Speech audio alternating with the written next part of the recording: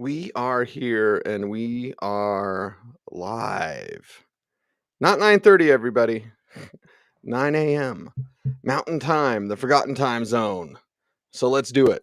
You got a team, here's a word to the wise. You want to dominate your league? Go to football, guys. Football, I'm living in a fantasy. Football, got everybody mad at me. Football, cause every game I had to win. Football, I gotta be a champion. Football, I'm living in a fantasy. Can you believe it? We are here, week 2 waiver wire show of the Audible. Cecil, Lammey, Sigmund, Bloom, and nice smile, Bloom. Oh, bright I'm happy to smile be this here. I'm morning. always happy to be here. I'm always Happy happy to to be be here with here. you. And happy to talk some football with Yeah. everybody today. Now, we've got some injury news as we start with quarterback. And injury news this year is Dr. Gene Brammel's taking more of a consulting role with us. We got our guy.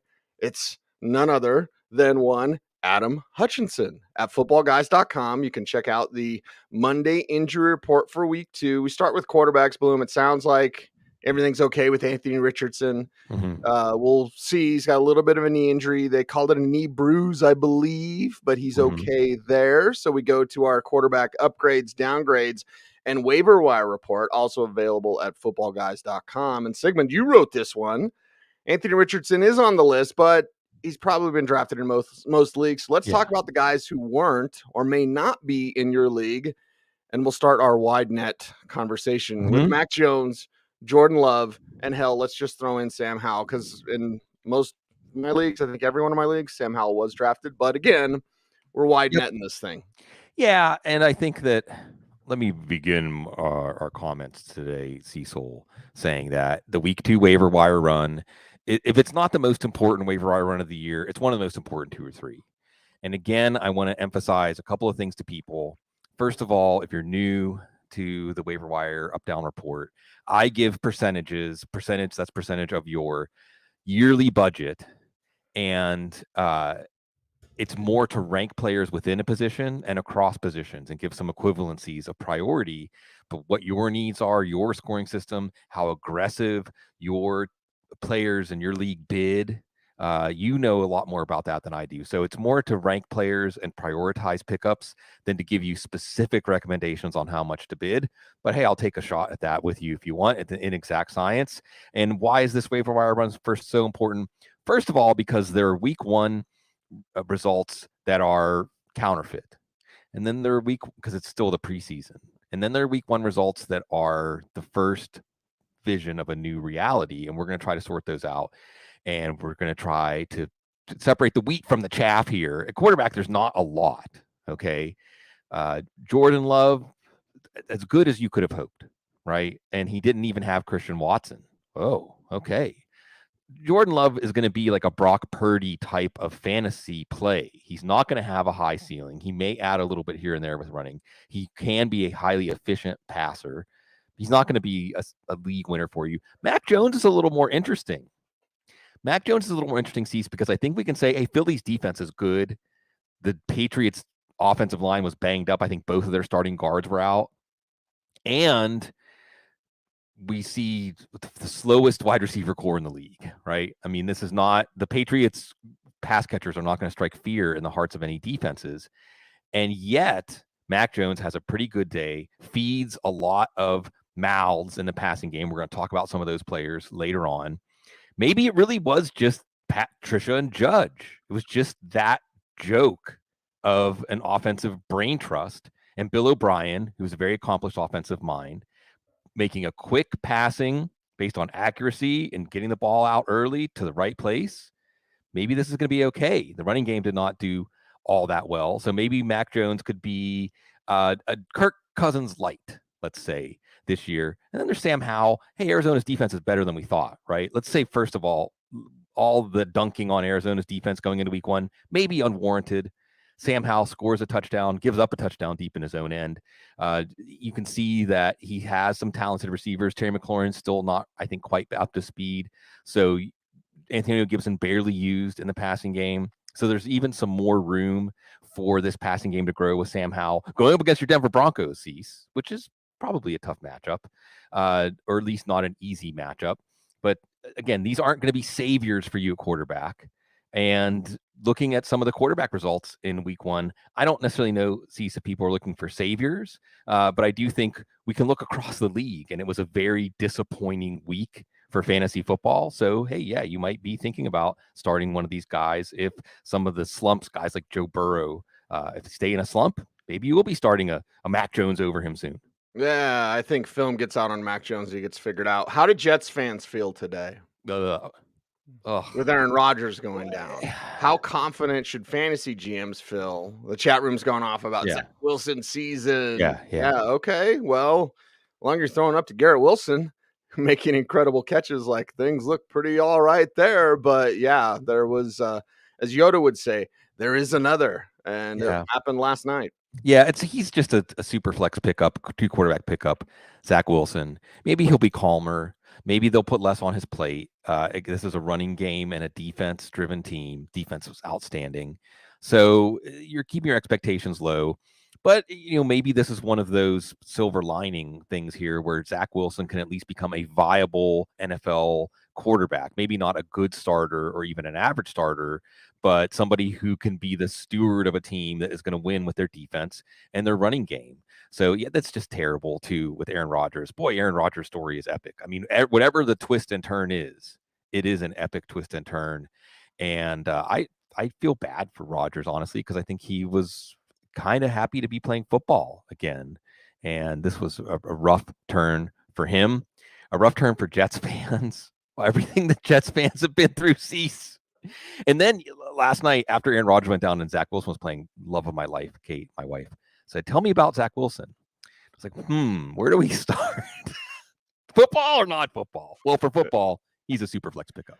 Yeah, for football, he was. And I was thinking, okay, this is what it's going to be like for the Jets this year. Okay, get your seatbelts on and buckle up. It's going to be a fun one. So quarterbacks, not a lot of help. Running backs, tons of help. And upgrades, downgrades, and waiver wire wonders, of course, conclude or start, I should say, with what's going on in Baltimore. J.K. Dobbins, season ending. Again, I wasn't putting my eggs in that basket. That's just what you get with J.K. Dobbins. Unfortunately, now he'll hit free agency and probably try to get a prove-it deal. And that's what stings the most, Bloom, because it's not about fantasy takes or like, I told you Dobbins would stink it up. Like, no, he's got talent. We all know that. It's just now the guy's not going to get paid. And at a position where you don't even get paid. So, yeah, it's a tough journey there. We're all watching the injury report for Austin Eckler, a little bit of an ankle injury. We'll see what goes on there. So we'll get to all that. And Aaron Jones had a little bit of a hamstring strain. So that was interesting. And it was also interesting how A.J. Dillon was just kind of there for this team. So let's get into it. Upgrades, downgrades, waiver wire report. It's available at footballguys.com. We'll get to those situations in a little bit. But 15 to 30%, you've got 3 of them. It's Tyler Algier, it's Kenneth Gainwell, and it's Kyren Williams. Yes, we're getting clarity on those 3 situations. Yeah. And maybe with a little more news about Austin Eckler's ankle, maybe we would move Josh Kelly up to this tier also. Kyren Williams, let's start with him. I think that he has, at least in terms of weekly volume, the highest ceiling or the highest floor even, because this Rams offense is better than we expected, even without Cooper Kupp. He is the favored running back. Don't look at the split in the box score. Look at who was getting the work early in the game. That was Kyren Williams. He is known more as a receiving back than a between the tackles back. Yes, the Rams running game was not that efficient, but if he gets touchdown opportunities and he gets opportunities in the passing game, he can at least level off as a flex, sometimes matchup running back too. And 15 to 30% should say, hey, there are compelling waiver wire pickups this week. No 50+ percenters, no one to break the bank for. So let's not go totally over the top here with any of these pickups because they do have limited ceilings. Tyler Algier, I guess, maybe doesn't have as limited of a ceiling if Bijan Robinson goes down. He did get that goal line work and convert. This is going to be a team that runs the ball first and foremost. And again, I think one of the things, what did we miss on Algier? If there's anything we missed, it's that his running style and this team's mentality on offense align perfectly. Not that Bijan Robinson isn't an amazing player, but you want that element that Algier brings, that downhill, no nonsense style runner. So Well, you and it's have, something they had talked about, Bloom, yeah, and not to bring up Twitter, which is for the lowest common denominator, but somebody on Twitter was like, "No fantasy analyst said this." Like, there was news about yeah, both of them being yeah, used. Now we're all excited about Bijan Robinson, but it's not like Algier. It's just like, where'd this come from? He's a yeah. sorry. I did a live stream last night where I was cussing, so he It's was hard to switch back flipping. and forth. Yeah, He was flipping yeah, 1,000-yard rusher. Like, yeah, huh? Okay, yeah. yeah. And even some of the people that do projections had him for 160, 170 carries, like at least 10 carries a game.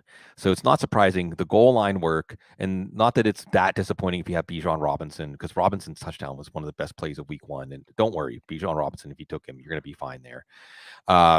So Algier has the highest theoretical ceiling. Now, that being said, in a game where they aren't dominating, does Algier become somebody that is, again, more of a what the heck flex, a very matchup driven play? And then we get to Kenneth Gainwell. And see, one of the stories of week 1 for me was, geez, a lot of the preseason camp momentum just did not carry over. The Giants, the Steelers, Dallas Goedert, there's so many, David Njoku. In this case, the buzz, and again, what fantasy analysts could have, well, the Eagles beat writers were saying, it sure looks like Gainwell's the lead back. So he was the lead back. Now, did he light the world on fire? No. But DeAndre Swift did not give the Eagles any reason to play him more going forward. Rashad Penny was a healthy scratch, to be continued, I guess. But in a game where the Eagles' offense is not miserable conditions, got to give Bill Belichick and his defense a nod. Also, Brian Johnson is a play caller. Let's not downplay that as a storyline. Without Shane Steichen calling plays, boy, the plays that were dialed up for Anthony Richardson look pretty good.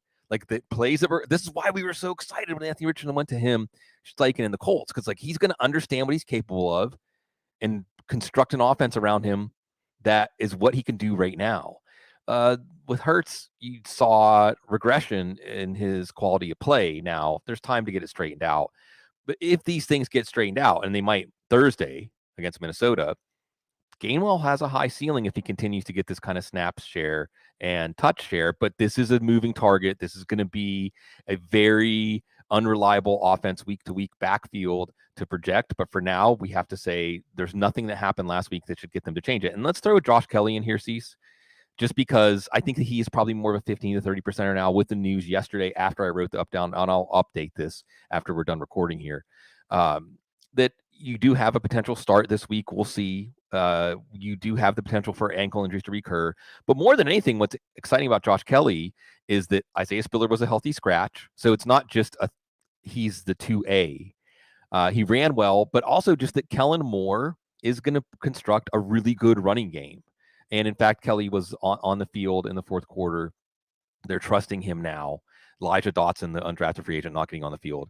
But again, 15 to 30%. I don't think there's necessarily a league winner here. I don't have an injury crystal ball. I do think there are running backs that can help you at least be good depth and in good matchups, get in your lineup. And remember, we're just capturing windows. Like, you want to capture the windows. The fantasy footballs, it ain't forever, baby. It's not love. So get your windows with Gus Edwards, I guess, 10 to 20%. And there's Justice Hill.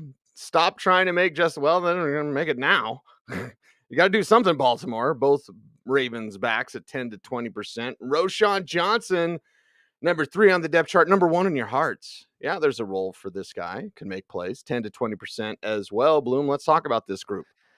Yeah, see, so I'm curious what you want to say about Baltimore, too. 10 to 20% should indicate to you, I'm not rushing out to get a Ravens running back. If other people bid more on the running backs I have ahead of the Ravens back, and I get one of them for, say, 5 units or something, okay, we'll see what happens. Justice Hill gets the touchdowns. Gus Edwards is the more accomplished running back, and actually the guy you would think would be in short yardage running. Justice Hill is coming back, second year removed from, I believe, an Achilles, right? I mean, he had that a few years back, so maybe we're seeing some latent upside there. Melvin Gordon is probably going to join the team. I don't expect them to go get a Kareem Hunt or a Leonard Fournette. Cease, jump in if you are hearing anything different. Nothing different on that, but all it takes is a week. That's You're going to trot out Justice Hill and Gus Edwards, and you're going to be like, oh, God. That's true. Yes, good call. You're in a So window. You're in a window, Baltimore. That's the type yeah, of move you make. Like, go get a Kareem Hunt. That's what you right. do. But give them some time, and they'll be like, "Oh, wait, these guys can't play." Right. And someone might say, by the way, where's Kareem Hunt on the waiver wire list? Where's Leonard Fournette? Maybe 3 to 5% or 5 to 10% guys. Because the reality, Cease, is, and again, you can differ or add to this. I think if teams thought they still had like a lot to contribute, they would be on a roster right now. You know? I just, unless the only thing that would change my mind on that is if you heard, well, Kareem Hunt wants $6 million to play, or Leonard Fournette wants $6 million, and that's why nobody has signed them. But even in that case, it makes me wonder, well, is this guy really aware of where his abilities are at this point in his career arc? That's not great either. So yeah, we're just not that excited to get a Ravens back. The Ravens running game didn't look great. The heartbreak, if you took J.K. Dobbins, and look, durability was part of the picture. So the fact that the durability bug got him, and it was just a tackle that spun him around, and you could tell after that he didn't feel right. So, is it because he was injury prone? Could we have foreseen this with his injury history? I don't know, but he was getting the majority of work. He had gotten the rushing touchdown. This is an offense that produced 3 rushing touchdowns. So it looks like process wise, Dobbins was a good pick, but the durability flag ended up taking us down here with the Ravens backfield. Like you said, Cease, to be continued.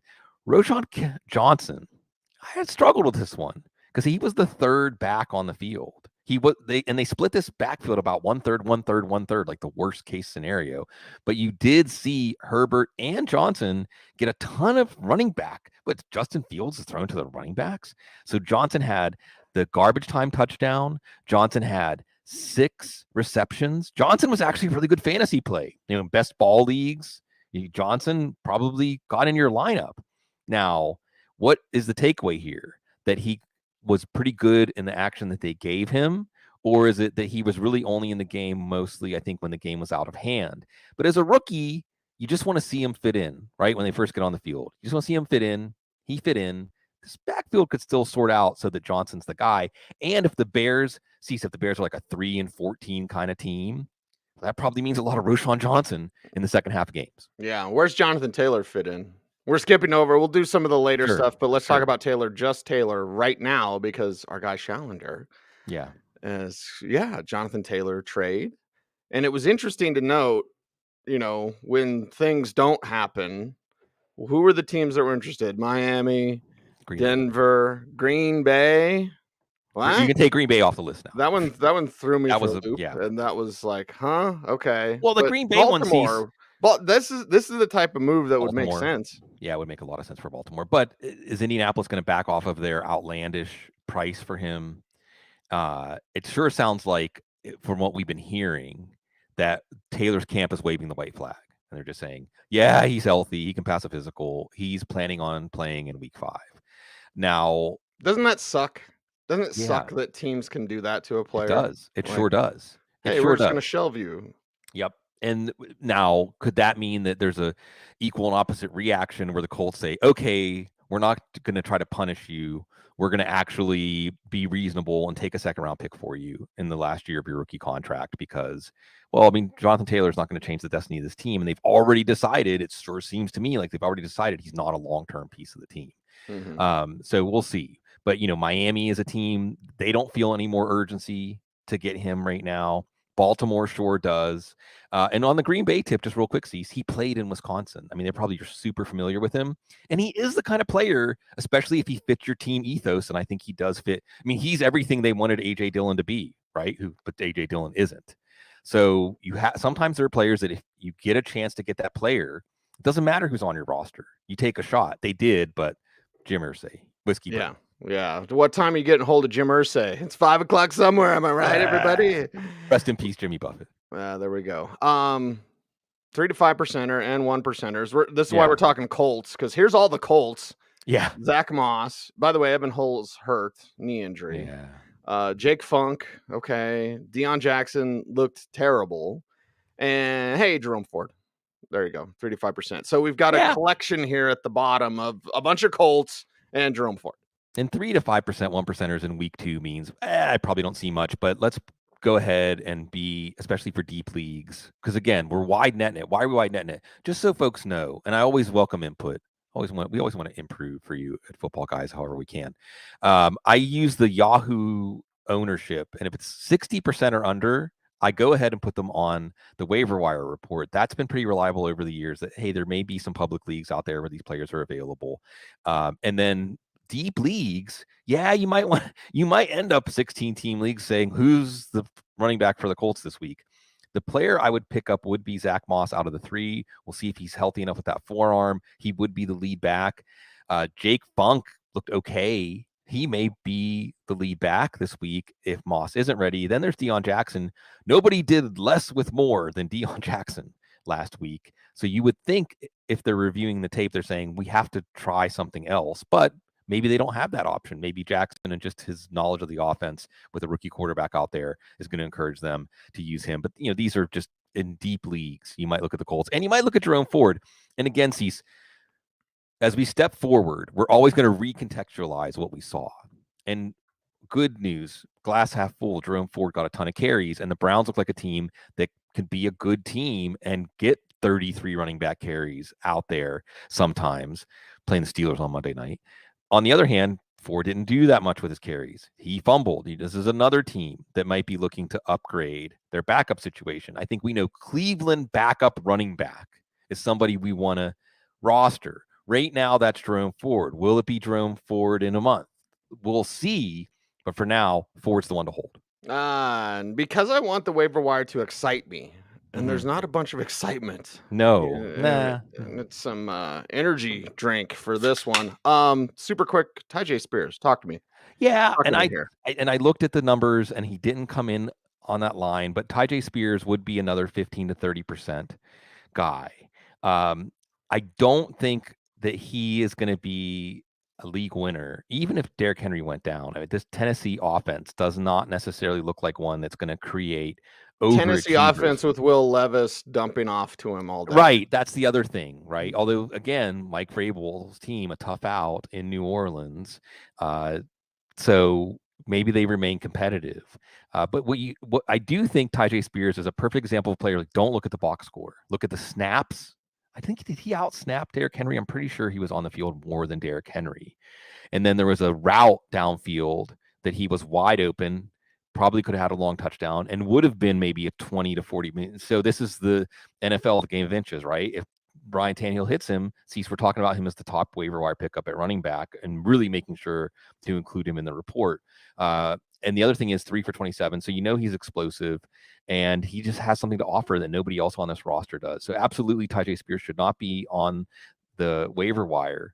And I think that if you're set at running back, then you prioritize him over Gainwell, over an Algier, over even Joshua Kelly, players that really need an injury or otherwise have a limited ceiling, because Spears looks like one of those guys, Cease, that's just going to force himself into the game plan, force himself onto the field for this team. They need him if they're going to be competitive. Okay, let's move to the wide receiver position. And when we do that, well, we go to Adam Hutchinson's injury report, Monday injury report for week 2. Deontay Johnson with a hamstring strain, projecting a week 4 return. Jacoby Myers with a concussion. He has got to go work through that concussion protocol, projecting a week 3 return there as well. Chris Olave should be good to go in week 2, a little bit of a leg/calf thing. So more information available at footballguys.com. But I feel like we should start a party, and we should be like Sean Payton on Jimmy Buffett's stage with the bongos, because it's Puka Nacua, man. It's Puka Nacua all off season. Every single Rams person was like, Puka Nacua, Puka Nacua. Even in person, when Van Jefferson was making big plays and I had people next to me saying like, Van Jefferson, I was like, nope. Puka Nacua is the guy. He did it, Bloom. 25 to 50%. We'll throw in Kendrick Bourne. Lots of love there as well. 20 to 40% for him. But 2 at the top of your waiver wire list. And Nacua, like you said, Cease, when we reflect, Jordan Rodriguez, a lot of different people covering the Rams saying from the beginning, and remember this, for rookies, OTAs, rookie minicamp, can be very telling when we look back. How did the story start? That doesn't mean it's going to end up there. the story started with, boy, they're putting a lot on Nakua's plate, and he is not discouraging them from doing that. And that continued into training camp, that they look like a team preparing him for a big role. And this is before Cooper Kupp's injury. But then when Cooper Kupp gets hurt, it makes a lot of sense.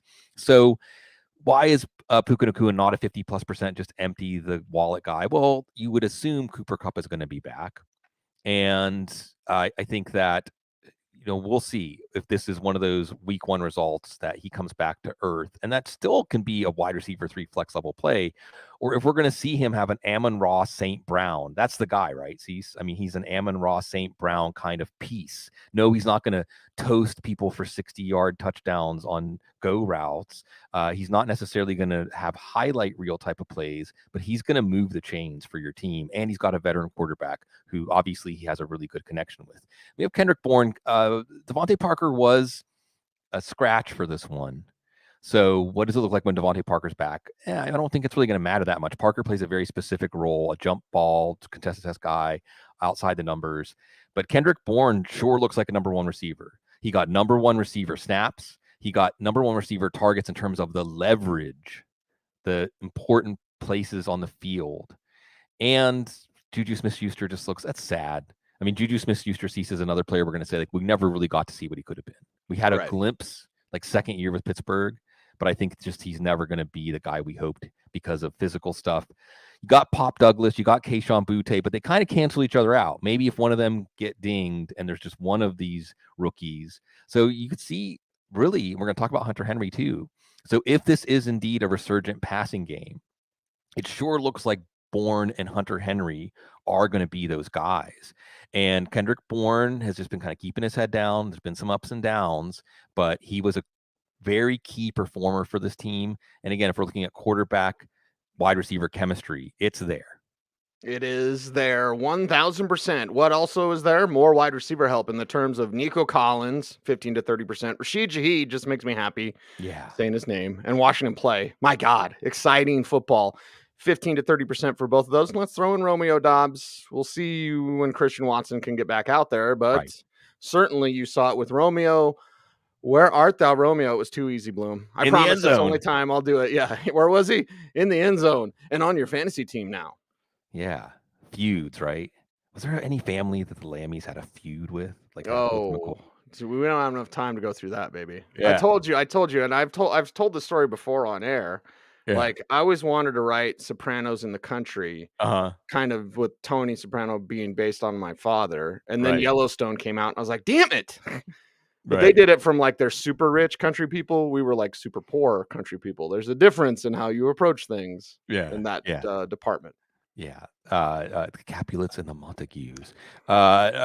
Nico Collins, it was a rough start for CJ Stroud, but you saw the connection downfield to Nico Collins. He's the number 1 receiver, not necessarily going to be a league winner, but you can see there's fantasy relevance there just in case. He was right on that cut line. Rashid Shaheed probably is available in a lot of leagues, and I'll take my lumps and also say Rashid Shaheed is a player you heard a lot about on the Audible.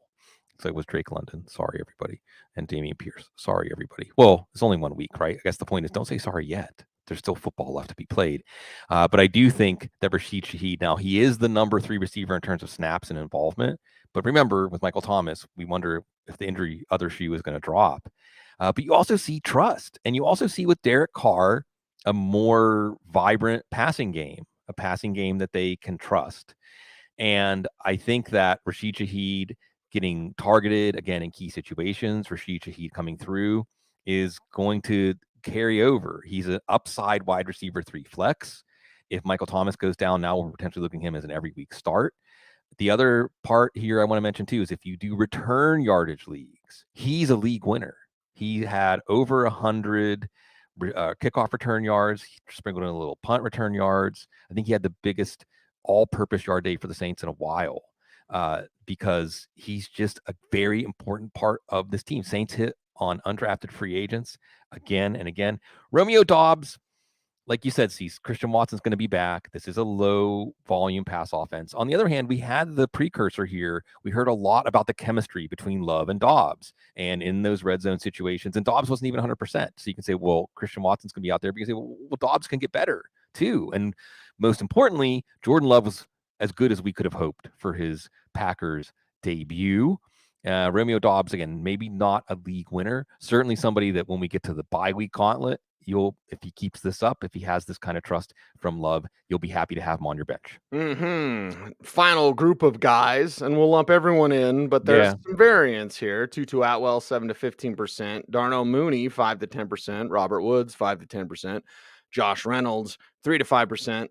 And then some 1% love for Calvin Austin and Allen Robinson. And by the way, Zay Flowers should already be picked up. But I just wanted to talk about Zay Flowers because I went back and I watched that game and I chart plays for every game.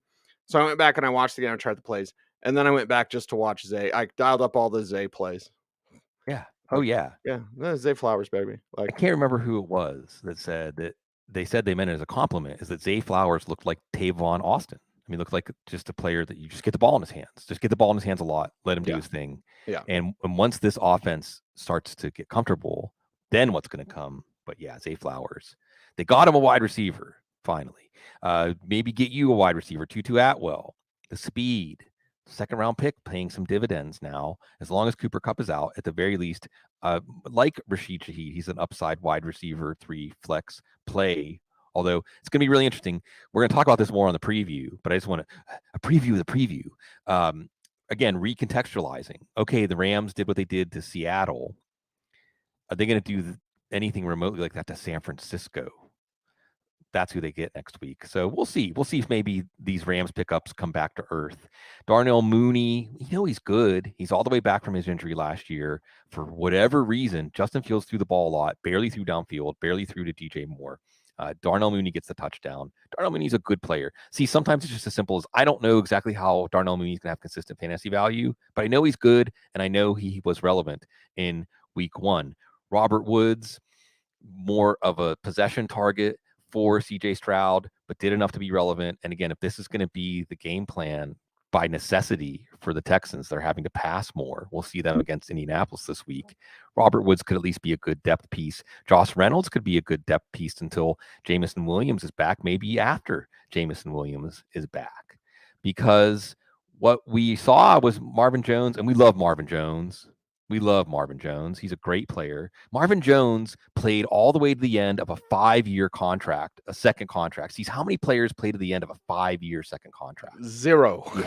Yeah. I mean, that alone should be a testament to what Marvin Jones did as a player, did it with the Bengals. That being said, this is a player that looks like his time is running out, and Josh Reynolds looked pretty good on his touches. So this is a good Lions offense. Maybe I'm underrating Josh Reynolds. Maybe he should be higher if internally they say we've got to have more Reynolds, less Jones. Austin and Robinson. Maybe the Steelers offense bounces back when they're not playing the 49ers, although the Browns defense under Jim Schwartz looked pretty good. I don't think this is a passing game that is going to really change the destiny of your fantasy team. We want to see it get a little bit better, but Deontay Johnson's going to be out for a few weeks. So for now, these guys become depth holds on your bench. Let's get to the tight end position. And do you know what a good plan is? A good plan is to go to footballguys.com, sign up for that free daily newsletter with takes written by Cecil, Lammey, Sigmund Bloom, and Joe Bryant. A hell of a trio. That is footballguys.com. Free daily newsletter. Give you a taste. And if you want to support the show, we don't do any silly super chats. We're going to just say, hey, you want to support us? Get a footballguys.com subscription, annual price, good price. We appreciate you, and thank you very much for that. You know what a bad plan is?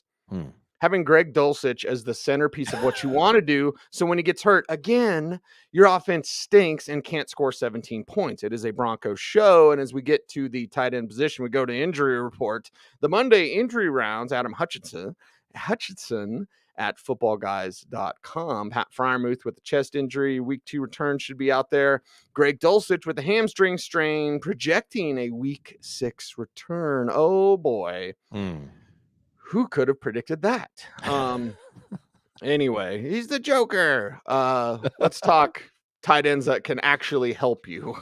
Tight ends that will help your fantasy team. So we go to upgrades, downgrades, waiver wire report available at footballguys.com, written by Sigmund Bloom. And at the top, there is Hunter Henry and Hayden Hurst. But let's go alliteration time with the HH and HH. Yeah. Henry and Hurst sounds like a Yeah. law firm. Old Sounds like a standbys. country song. 15 to 30% for Henry, 7 to Mhm. 15% for Hurst. Both of them at the top of your list. Right. Right. I mean, that's Hunter Henry and Hayden Hurst. Gonna have Travis Kelsey. That's the worst. So I just the best I can do, Cease. Like Brooks and Dunn. Yeah. Broken and done. That's my country singing career right there. You just saw it, folks, in that one moment. I struggled with Hunter Henry. I almost put Henry higher, but I do think we're going to get to the shut him down segment. And I do think folks might be a bit surprised on how quick of a trigger finger I have for some of these players who underperformed in week one for a player like Hunter Henry, because it's the chemistry. Now, he only got 6 targets, but he caught 5 of them. I believe one of them was a one-handed 4th down catch, and a few others, 2 or 3, were contested catches. Now, if you're looking at draft scouting, you're saying, oh, contested catches, that means he's not separating or something. But if you're looking at it from Mac Jones' point of view, that means Mac Jones trusts him, and Mac Jones should continue to trust him. So again, one of the things we're going to unpack as we step into the season, New England against Miami this week, how much of what we saw from the New England passing game in week one can carry over. If it does, Hunter Henry could be top 6, top 8 fantasy tight end. That's not crazy when you consider how rough of a week one it was at tight end. Then you get to Hayden Hurst. We were wondering, is it Adam Thielen? Maybe it's that Adam Thielen was a little banged up, but you saw Hayden Hurst more of that security blanket for Bryce Young. He gets the touchdown. You also saw Bryce Young throwing more to the running backs than we've seen in Carolina in recent history. So again, we're trying to feel this out. Atlanta's offense, Jesse Bates, defensive player, one of the best weeks you'll see any defensive player have any week in any season. And he just happened to be a big free agent signing for them in the offseason. What a debut for Jesse Bates. So maybe Bryce Young, oh no, he has to play New Orleans this week. Now the doubleheader on Monday night is on week 2, Cease, and they overlap? Who decided this? Really? Seriously? I was looking at the schedule today. I was like, that's the dumbest thing in the history of, well, not everything. Yeah. There are things that are dumber. Anyway, 2 rules in life. Don't be dumb. Don't be in a cult. Anyway. Oh, I got a lot to say about that. Let's get to the tight ends, and we could talk about that. Other shows for Sorry Joe Plus, but Logan Thomas, 3 to 5%. Just keep it together. It's like flying in the Millennium Falcon when you're betting on Logan Thomas. Like, just stay together. Keep it together. Kylan Granson, who they've liked for a while, throw out a 1%er. And yeah, Adam Troutman. Tight ends are going to be a big part of the Broncos offense, obviously. And without Greg Dulcich, well, there's Adam Troutman. Who's their starter anyway? Right. It's not exciting, Bloom. Yeah, it's not exciting. And folks are asking about the rookies in the chat room. In the chat room, I saw that. I didn't put Luke Musgrave in. I suppose Luke Musgrave would be somewhere in between Hurst and Thomas, or maybe equal to Thomas. My only hesitation on Musgrave is just that, again, Christian Watson's going to be back, low volume pass offense, and I just don't know what his ceiling games are going to look like. Logan Thomas, your leader in targets for the Commanders, had a rough summer, wasn't really healthy. I wondered if it was kind of adieu for him, and maybe Cole Turner was going to be a guy we were talking about in week one, but it was Logan Thomas. Volume, turn up the volume, pump up the volume. Hey, you got 4 catches for 33 yards or whatever from your tight end in week one. You'll take that. I don't know exactly off the top of my head what Logan Thomas did. It was in that vicinity. Kylan Granson with Jelani Woods on IR. Kylan Granson is your receiving tight end for the Colts, and he was viable. Again, I think 4 for 39, something like that. Against Houston, it may well carry over, even though Isaiah Likely was a bust against the Houston defense with Mark Andrews not there and Adam Troutman. Well, just look at Cecil's tone of voice on that one. Yeah, you're mad. Hey, 5 catches? Yeah, I mean, hey, Adam Troutman might catch 70 balls this year for 500 yards, but still, that's your Broncos offense in 2023. Yeah, Darren asked about Laporta. Laporta better not be on your waiver wire. Yeah, he shouldn't be. Laporta and Kincaid, I'm assuming, are not on the waiver wire. Even someone like Chiga Conquo. I mean, I'm assuming these were some of the first, second tight ends off the board and drafted in almost every league. Again, I'm going by the 60%. But please give feedback, folks, because we want this to help you as much as it can. And y'all know how to find me, Bloom at Football Guys, or on the Twitter. It still works, I think. Yeah, I think so. How about a Keanu kiss? Because now we get to the portion that, well, I don't know about you, Bloom. I've been waiting for this. We're at that portion, right? We got everybody done. Did we do Adam Troutman? Yeah, we did Adam Troutman. Yeah. Yep. Adam Troutman is done. So you got your fantasy team. And I say it every year, but this song will come on and I'll get a little sad when it's not football season because I'll be like, I can't really say it. I mean, I can say it, but I can't say it because I'm not saying it with you. So if you're new here, hang on. We get a little weird. It's okay though. And listen to the audio version if you want to hear the actual song, or at least a little bit of a piece of it, especially the hold it now part. Love it. Love it. Absolutely love it. There's guys on your team. You've seen enough. It's week 2. You've seen enough. So it is time for what we call audience participation. So I want you to scream it with me. 1, 2, 3. It's time to cue the Chuck D. Bloom, week 2. Shut him down. Yeah, Cecil. And I'm trying to be very specific and nuanced here, okay? And Cecil, I'm going to ask for your input because I really want more than ever this waiver wire report to be recommendations. I'm not saying do what I'm telling you to do, but I'm saying if you want specifics, okay? One thing I can say for sure is Desmond Ridder, just because Atlanta is a good team, and that means they're not going to be asking Ridder to throw a lot. Maybe that changes against Green Bay this week. I don't know, but I would rather have Mac Jones or Jordan Love or Sam Howell than Desmond Ridder. He's the only real drop of quarterbacks that were drafted. But there are some quarterbacks I think you should drop for other positions, right? Russell Wilson. See, I think what you see is what you're going to get. Like, would you drop Russell Wilson for Justice Hill or Gus Edwards? 1,000% right now. Yeah, I think so. This isn't drop for Sam Howell, okay? Geno Smith. Yeah, both of the tackles are banged up. Drew Lock plays this year, and not because Geno's banged up. Yeah. So, I mean, I think at the very least for a Josh Kelly, a Kenneth Gainwell, certainly a Bourne, a Nakua, they're out there on most waiver wires. Like you're saying, well, I can pick up Nakua, but I have to drop Geno Smith. Yeah. And Daniel Jones for Nakua? I think so. Now, I'm not saying it's going to be a disaster, but I think that it's the do something, poke him with a stick thing. And it just wasn't the opening frame we were looking for. I guess maybe Kenny Pickett would be another guy that I don't know if I would drop him for Sam Howell, but I would probably drop him for Love or for Jones. We'll see if he can bounce back against Cleveland. Moving on to running back, J.K. Dobbins. I really think we need like a Viking funeral segment separate, like sound the horn for him or something like that. Because you hate to see this. You don't want to see this happen to anybody.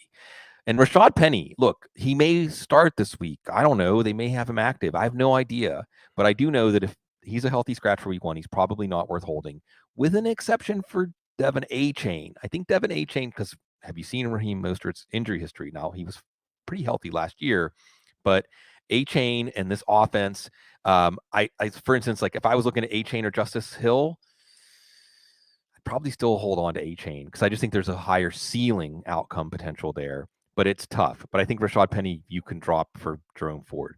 Cam Akers. I mean, I'm dropping Cam Akers for Kyron Williams, right? I'm dropping Cam Akers for Kenneth Gainwell. I mean, Cam Akers even got some opportunity to redeem himself in this game and didn't really do anything.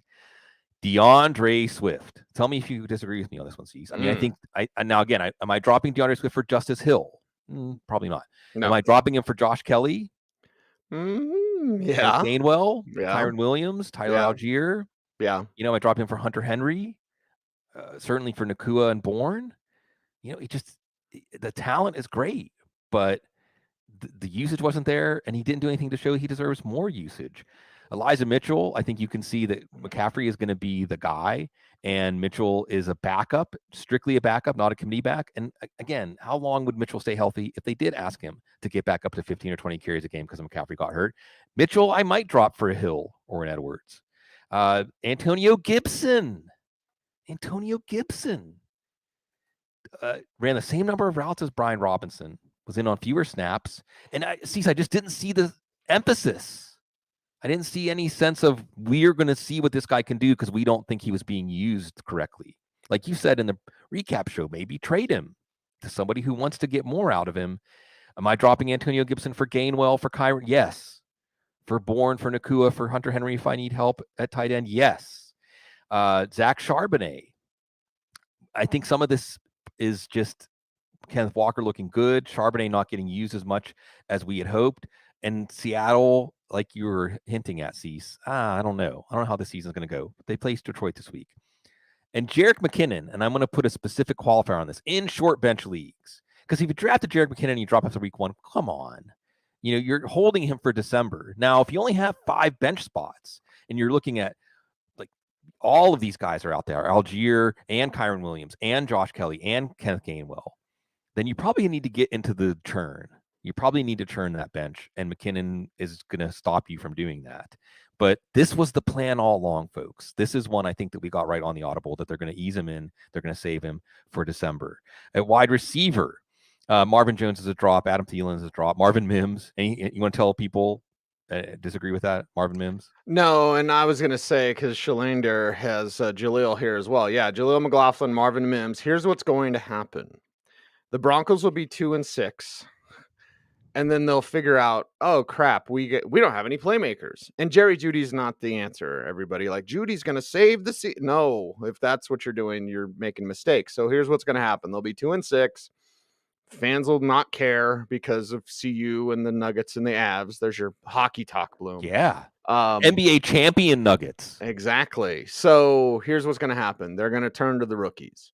When Sean Payton trusts his rookies, because those are your playmakers. Mims is a playmaker. McLaughlin is a playmaker. Until they get to the point where they absolutely, well, I guess we got to play the kids. Like, yeah, the young guys, there should have been more Drew Sanders. There should have been, Jail Skinner wasn't even active. Like, there should have been more Skinner. There should have been more even second-year guys like Matt Henningsen. I don't want to bore everybody, but like, when Sean Payton makes that decision, we'll talk about it, because those are the guys that can make plays. But right now, Marvin Mims, Jaleel McLaughlin, bye. Yeah. And Joe King in the chat room brought up that Gainwell has a rib issue. Yes. So maybe wait and see on Swift. So I'm sorry that I did not incorporate that into my analysis, folks. I think the Eagles backfield is still going to be frustrating overall. So yeah, maybe we back off of Gainwell a little bit, and we back off of Swift as a drop. Okay, Sky Moore and Kadarius Toney. Let's take this up. Sky Moore and Kadarius Toney. I have them at 15-30% drop. So again, if you're saying, oh, I can get Hunter Henry, I need help at tight end, but I have to drop Sky Moore. I have to drop. Yeah. Should I drop Toney for Nakua, for Bourne? Yes. Should I drop Toney for Nico Collins? Yeah, I think so. Should I drop Toney even for Rashid Shaheed? I mean, I think so. The problem with Moore is that the connection just doesn't look like it's in tune. It just looks off. When Mahomes throws to Moore, it's off. It was not off with Toney. And if you had said which one you hold of the two, probably Toney. Toney just has more to offer after the catch. There's a better excuse for Toney, right? He missed the whole preseason with knee surgery, and maybe the focus wasn't there. The good news about him and Rashee Rice, and maybe I should have included Rashee Rice as a 1%, or Rashee Rice, is that when they were on the field, Toney and Rice, they got targeted, and Rice actually produced. And Toney has that promise, but I just think that overall, and Alfredo Brown was always all over this, stepping on the rake. Are we going to keep stepping on the rake? There are windows, Cecil's windows. There may be a window for 3 or 4 weeks that you have Toney in your lineup and you're loving it, or Rice, or maybe even Sky Moore if he can get it together. But generally, if the trend is there's no consistent Kansas City wide receiver for fantasy, even when Travis Kelce is out, then that trend is likely to continue over time. What do you think? What if you're getting any Toney or more questions this week? Are you more inclined to people to hold them? I'm bitter. So, and I can't shake what people told me. People that work for the team told me about Sky Moore. So I'm holding Sky Moore. Okay. And I knew they liked Rice. And I even think I had a football guy short about that. Like, hey, they like Rice. He needs to work on some things. He's not quite there yet. We looked there in week 1. But they love Sky Moore behind the scenes. And Toney, it's like, what are you doing? Like, Kadarius Toney, it's not the answer. Again, you want to capture a window. You want that frustration. You want those gray hairs. Yeah. Like, yeah, that's what you get with Kadarius Toney. But yeah, Bloom, There are players Yeah. that you just can't let go. It's been a week. I feel so Yeah. fickle. It's Mhm. been a week. So you're like, well, you're like kombucha girl here. You're like, Yeah. I don't know, maybe. Yeah, it could be. No, better not. Well, no. Hey, I'm crazy. Anyway, that's where you got to hold on. Who are some of your week 2 hold ons? Yeah, some of these maybe go without saying. Real quick, by the way, tight end drops. Noah Fant. Oh boy, that trade, at least that part of the trade, not working out. Craig Dulcich, nothing to wait around for. Isaiah Likely, 1 week non-wonder, and Pat Fryermuth. I think Fryermuth is just the Steelers' offense so underwhelming, and even with Deontay Johnson out. All right, who we holding on to? I want to hold. I've already gone over at quarterback. I think Daniel Jones is a hold unless you're talking about dropping him for Puka Nacua.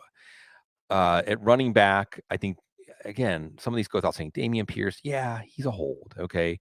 At wide receiver, Tyler Lockett, he's a hold. Drake London, he's a hold. Don't overreact. Come on. Don't even have to say like T. Higgins. I mean, he got 8 targets. Really, hold on is not a segment that's going to be a long segment early in the season, because if you invested a 7th or 8th round pick or more, you're going to hold on. If you didn't, and there's no reason, there's no excuse, then you're not going to hold on. And we'll see how these things shake out. It's a long season. And I think that overall, Cease, Puka Nacua, I mean, if I knew that Cooper Kupp was not going to return this year, or was going to return in an aggravated injury in short order, then maybe Puka Nacua could be a league winner. I don't think Kendrick Bourne's going to be a league winner, but I do think Kendrick Bourne could be an every week wide receiver 3 flex for you. I think that Hunter Henry can become an every week tight end for you. I think that there's speculative value for guys like Algier and Kelly that may come to fruition. But overall, this may be a week that's best to throw in low bids, let other people expend some money. Let's see what happens next week. Let's see what happens when we're out there. And a lot of this, Bloom, what we're talking about, it's just how it makes you feel. Yeah. Yeah. How does Emotional fantasy football intelligence. make you think? Right. Like, and that's the thing. Like, there's not a lot on the waiver wire to get you too excited. There's some parts of your team that you knew you were taking a chance on. There's some parts of your team you're totally disappointed with. Like, it's a long season. There are windows. Things will change. Get ready to adapt. I think it was Adapt and Survive. No. There was an Protect and Anthrax survive. song, Protest and Oh, Survive. Yeah. I Anthrax was thinking did of it. Jim Valvano, rest in peace, and the Ah, great 1983 NC State Wolfpack, Albuquerque at the pit, advance and survive. The best 30 for 30. I'm going to yes. tear up just thinking about it. Oh, yeah. It's fantastic. Sigmund Bloom's fantastic. You follow him on Twitter at Sigmund Bloom. I'm at Cecil Lammey. The show is at The Audible. Do the YouTube things. Like, comment, share, subscribe, hit the notification bell so that you never miss a vid. And I think the notifications are working. I sound like Anakin. 200 It's plus. working. This is the biggest turnout for a waiver. Thank you, everybody. This is the biggest turnout we've ever had for a waiver wire show, Yeah. as far as I know. So thank you, everybody. It's working. I hope we're going to keep working for you, because Yeah. we're football guys. And how do you help us grow the YouTube channel, which you've done great work with? Like, comment, share, subscribe, hit the notification bell. And even if you've commented in the chat room, comment down below, please.